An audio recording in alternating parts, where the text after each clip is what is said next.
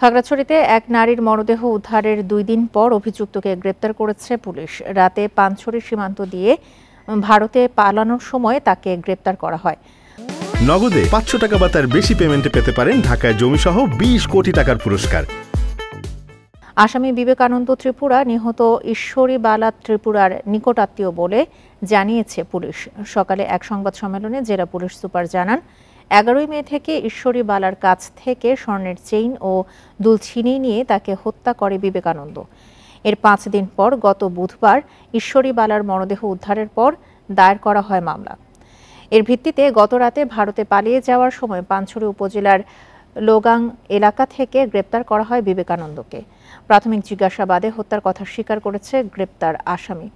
পরে তার দেয়া তথ্যের ভিত্তিতে উদ্ধার করা হয় ছিনতাই হওয়া অলংকার।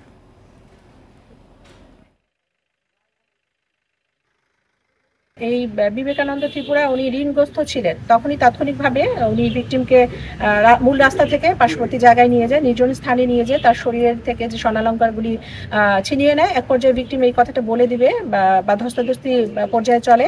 উপর্যুপরি তার শরীরের বিভিন্ন জায়গার মধ্যে আঘাত করেন।